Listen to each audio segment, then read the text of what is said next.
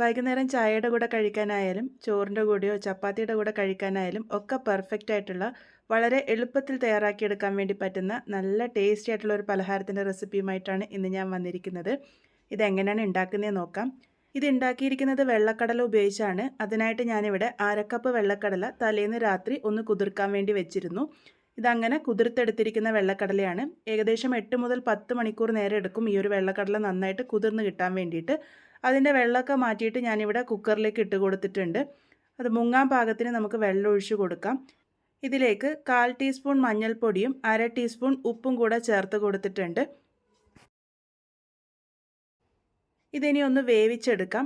High ഫ്ലെയിമിൽ വെച്ചിട്ട് 4 whistle വരുന്നത് വരെയാണ് ഞാനിത് കുക്ക് ചെയ്തെടുത്തിരിക്കുന്നത്. ഇപ്പോൾ ഇതാ കുക്കറിൻ്റെ ആവിയൊക്കെ നന്നായിട്ട് പോയി വന്നിട്ടുണ്ട്. അതിനുശേഷം നമുക്കിത് തുറന്ന് നോക്കാം. കടല ഇവിടെ പാകത്തിന് തന്നെ വെന്ത് വന്നിട്ടുണ്ട്. ഇത് വേവിക്കേണ്ടതെന്ന് വെച്ചാൽ ഒരുപാട് സോഫ്റ്റായി പോവരുത്. അതിൻ്റെ ആ ഒരു സ്റ്റിഫ്നെസ് പോവാതെ വേണം കിട്ടാൻ വേണ്ടിയിട്ട്. എന്നാൽ നന്നായിട്ട് വെന്ത് വരികയും വേണം. ഇതുപോലെ കൈകൊണ്ട് അമർത്തി നോക്കുമ്പോൾ വെന്ത് വന്നതായിട്ട് നമുക്ക് കാണുന്നുണ്ടാവും. എന്നാൽ അതിൻ്റെ ആ ഒരു സ്റ്റിഫ്നെസ് പോവാതെ നമുക്ക് കിട്ടിയിട്ടുണ്ട്. ഇനി ഇതിനായിട്ടുള്ള മസാല തയ്യാറാക്കിയെടുക്കാം. അതിനായിട്ട് ഞാനിവിടെ ഒരു ബൗളിലേക്ക് 1 ടേബിൾ സ്പൂൺ എണ്ണ ഒഴിച്ച് കൊടുത്തിട്ടുണ്ട്. ഞാനിവിടെ റിഫൈൻഡ് ഓയിലാണ് ഉപയോഗിച്ചിരിക്കുന്നത്. അതിലേക്ക് 1/4 ടീസ്പൂൺ മഞ്ഞൾപ്പൊടിയും 1 ടീസ്പൂൺ കാശ്മീരി ചില്ലി പൗഡറും ഇട്ട് കൊടുത്തിട്ടുണ്ട്. 1/2 ടീസ്പൂൺ ഉപ്പും കൂടെ ചേർത്ത് കൊടുക്കാം. ഇനി ഇതിലേക്ക് 1/2 ടീസ്പൂൺ ഗരം മസാല പൊടിയും 1/4 ടീസ്പൂൺ ചാട്ട് മസാല പൊടിയാണ് ഞാനിവിടെ ചേർത്ത് കൊടുത്തത്. ചാട്ട് മസാല പൊടിക്ക് പകരം നിങ്ങൾക്ക് ലെമൺ ജ്യൂസ് വേണമെങ്കിലും ചേർത്ത് കൊടുക്കാവുന്നതാണ്. ഇതിലേക്ക് നല്ല എരിവുള്ള മുളക് പൊടി 1/2 ടീസ്പൂൺ ചേർത്തിട്ടുണ്ട്. അതുപോലെ തന്നെ 1 ടീസ്പൂൺ ഇഞ്ചി വെളുത്തുള്ളി പേസ്റ്റും കൂടെ ചേർത്തിട്ട് ഇതുപോലെ നന്നായിട്ട് ഒന്ന് മിക്സ് ചെയ്തെടുക്കാം. ഇതിലേക്ക് നമ്മൾ നേരത്തെ വേവിച്ചെടുത്തിരിക്കുന്ന കടല അതിലെ വെള്ളമൊക്കെ മാറ്റിയിട്ടാണ് ഇട്ട് കൊടുത്തിരിക്കുന്നത്. അതിനുശേഷം ഈ ഒരു മസാലയായിട്ട് നന്നായിട്ടൊന്ന് യോജിപ്പിച്ചെടുക്കാം.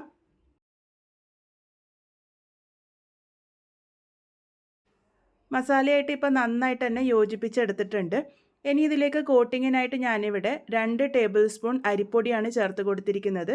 പത്തിരിപ്പൊടി എന്ന് പറഞ്ഞ് കിട്ടണ നല്ല ഫൈനായിട്ടുള്ള വറുത്ത അരിപ്പൊടിയാണ് ഞാനിവിടെ ചേർത്ത് കൊടുത്തിരിക്കുന്നത്.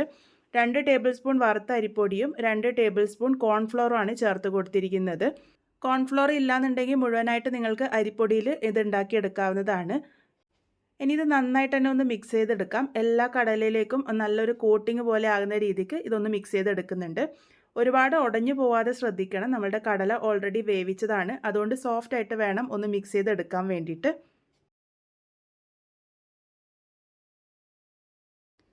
ഇപ്പോൾ ദാ ഇത് നന്നായിട്ട് തന്നെ മിക്സ് ചെയ്തെടുത്തിട്ടുണ്ട്. എല്ലാ കടലയും നന്നായിട്ട് കോട്ടായിട്ട് വന്നിട്ടുണ്ട്.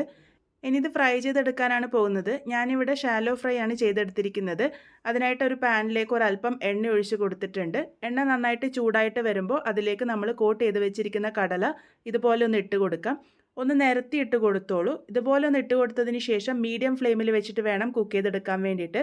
ആദ്യമേ അനക്കാൻ നിൽക്കണ്ട. ഒരു ഭാഗം നന്നായിട്ട് ഫ്രൈ ആയിട്ട് വരുന്നവരെ വെയിറ്റ് ചെയ്യുക. ഇപ്പോൾ ഇതാ ഒരു ഭാഗം നന്നായിട്ട് ഫ്രൈ ആയിട്ട് വന്നതിന് ശേഷം ഞാൻ ഇതുപോലെ ഒന്ന് തട്ടി കൊടുക്കുന്നുണ്ട്. അങ്ങനെ മീഡിയം ഫ്ലെയിമിൽ വെച്ചിട്ട് നല്ല ക്രിസ്പി ആകുന്നത് വരെയാണ് ഇത് കുക്ക് ചെയ്തെടുക്കേണ്ടത്. നിങ്ങൾക്ക് ഇതുപോലെ ഷാലോ ഫ്രൈ ചെയ്തെടുക്കാം. അല്ലാന്നുണ്ടെങ്കിൽ ഡീപ്പ് ഫ്രൈ ചെയ്തിട്ട് വേണമെങ്കിലും എടുക്കാവുന്നതാണ്. ഇപ്പോൾ അതായത് നന്നായിട്ട് ക്രിസ്പി ആയിട്ട് വന്നിട്ടുണ്ട്. ഇനി ഞാനിവിടെ ഒരു അല്പം വലിയ പാൻ അടുപ്പിൽ വെച്ചിട്ടുണ്ട്. അതിലേക്ക് 1 ടേബിൾ സ്പൂൺ റിഫൈൻഡ് ഓയിൽ ചേർത്ത് കൊടുത്തിട്ടുണ്ട്. എണ്ണ നല്ലപോലെ ചൂടായി വരുമ്പോൾ അതിലേക്ക് ഒരു 6 അല്ലി വെളുത്തുള്ളി ചെറുതായിട്ട് അരിഞ്ഞതും 2 പച്ചമുളക് ചെറുതായിട്ട് അരിഞ്ഞതും ഇട്ട് കൊടുത്തിട്ടുണ്ട്. ഹൈ ഫ്ലെയിമിൽ വെച്ചിട്ട് ഇതൊന്ന് വഴറ്റിയെടുക്കാം. അതിനുശേഷം ഇതിലേക്ക് ഒരു മീഡിയം വലുപ്പത്തിലുള്ള സവാള ചെറുതായിട്ട് അരിഞ്ഞതും ഒരു ചെറിയ ക്യാപ്സിക്കം ചെറുതായിട്ട് അരിഞ്ഞതുമാണ് ഇട്ട് കൊടുത്തിരിക്കുന്നത്. ഹൈ ഫ്ലെയിമിൽ തന്നെയാണ് ഇത് സോട്ട് ചെയ്തെടുക്കേണ്ടത്. ഉള്ളിയുടെയും ക്യാപ്സിക്കത്തിൻ്റെ ഒന്നും ക്രഞ്ചിനെസ് പോകാൻ പാടില്ല. ആ ഒരു രീതിക്ക് വേണം വഴറ്റിയെടുക്കാൻ വേണ്ടിയിട്ട്.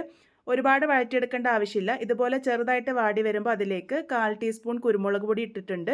അതുപോലെ തന്നെ ഒരു 1/2 ടീസ്പൂൺ ചില്ലി ഫ്ലേക്സും 1/4 ടീസ്പൂൺ ഉപ്പും ഞാനിവിടെ ഇട്ട് കൊടുത്തിട്ടുണ്ട്.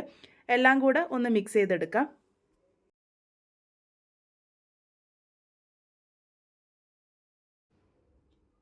ഇനി ഇതിലേക്ക് സോസുകളാണ് ചേർത്ത് കൊടുക്കുന്നത്. ഞാനിവിടെ 2 ടേബിൾ സ്പൂൺ ടൊമാറ്റോ സോസ് ചേർത്തിട്ടുണ്ട്. ഇതിൻ്റെ കൂടെ തന്നെ 1.5 ടേബിൾ സ്പൂൺ ഷേസ്വാൻ സോസാണ് ചേർത്ത് കൊടുത്തിരിക്കുന്നത്. ഷേസ്വാൻ സോസ് സൂപ്പർ മാർക്കറ്റിൽ വാങ്ങാൻ കിട്ടുന്നതാണ്. ഇല്ലാന്നുണ്ടെങ്കിൽ റെഡ് ചില്ലി സോസോ ചില്ലി ഗാർലിക് സോസോ നിങ്ങൾക്ക് ചേർത്ത് കൊടുക്കാവുന്നതാണ്. സോസുകൾ ചേർത്ത് കൊടുക്കുമ്പോൾ ഏറ്റവും ലോ ഫ്ലെയിമിൽ വെക്കാൻ വേണ്ടി ശ്രദ്ധിക്കുക. അല്ലാന്നുണ്ടെങ്കിൽ പെട്ടെന്ന് കരിഞ്ഞു പോകാനുള്ള സാധ്യതയുണ്ട്. അപ്പോൾ ദാ ഞാനിപ്പോൾ ഇതൊന്ന് മിക്സ് ചെയ്തെടുത്തിട്ടുണ്ട്. ഇനി ഇതിലേക്ക് 1 ടീസ്പൂൺ ഡാർക്ക് സോയാ സോസും കൂടെ ചേർത്ത് കൊടുക്കുന്നുണ്ട്. ഇതിലേക്ക് 1 ടീസ്പൂൺ പഞ്ചസാര കൂടെ ചേർത്ത് കൊടുക്കാം. അതിനുശേഷം ഇത് നന്നായിട്ട് ഒന്ന് മിക്സ് ചെയ്തെടുക്കാം. ഇനി നമുക്കിത് ഹൈ ഫ്ലെയിമിൽ വെച്ചിട്ട് ഒന്ന് നല്ലപോലെ മിക്സ് ചെയ്തെടുത്തതിന് ശേഷം നമ്മൾ നേരത്തെ ഫ്രൈ ചെയ്ത് വെച്ചിരിക്കുന്ന കടലയാണ് ചേർത്ത് കൊടുക്കുന്നത്. അപ്പോൾ അത് നല്ല ക്രിസ്പി ആയിട്ട് തന്നെയാണ് നമ്മുടെ കടല ഇരിക്കുന്നത്. അത് ഇതിലേക്ക് ചേർത്ത് കൊടുക്കാം. അതിനുശേഷം ഈ ഒരു സോസിൽ നല്ലപോലെ മിക്സ് ചെയ്തെടുക്കുകയാണ് ചെയ്യുന്നത്. ഇത് ഒരുപാട് നേരം ഇതിലിട്ട് വഴറ്റിയെടുക്കേണ്ട ആവശ്യമില്ല. ഹൈ ഫ്ലെയിമിൽ ഒന്ന് നല്ലപോലെ സോട്ട് ചെയ്തെടുത്താൽ മാത്രം മതി. എല്ലാ കടലയിലേക്കും സോസൊക്കെ നന്നായിട്ട് പറ്റിപ്പിടിച്ച് വന്നു കഴിഞ്ഞാൽ നമുക്ക് ഫ്ലെയിം ഓഫ് ചെയ്ത് കൊടുക്കാവുന്നതാണ്. ഇതിപ്പോൾ പാകത്തിന് റെഡി ആയിട്ടുണ്ട്. നമുക്കിത് സെർവ് ചെയ്യാം. അപ്പോൾ വളരെ ടേസ്റ്റി ആയിട്ടുള്ള നമ്മളുടെ പലഹാരം ഇവിടെ റെഡി ആയിട്ടുണ്ട്. ഇത് ശരിക്കും പറഞ്ഞു കഴിഞ്ഞാൽ വൈകുന്നേരം ചായയുടെ കൂടെ കഴിക്കാനൊക്കെ പെർഫെക്റ്റ് ആണ്. അതുപോലെ തന്നെ നിങ്ങൾക്കിത് ചോറിൻ്റെ കൂടെയോ ചപ്പാത്തിയുടെ കൂടെയോ ഒക്കെ കഴിക്കാവുന്നതാണ്. അപ്പോൾ എല്ലാവരും എന്തായാലും ട്രൈ ചെയ്ത് നോക്കൂ. ട്രൈ ചെയ്തതിന് ശേഷം ഫീഡ്ബാക്സ് ഒക്കെ പറയാൻ മറക്കരുത്. വീണ്ടും ഒരു നല്ല റെസിപ്പിയുമായി കാണാം.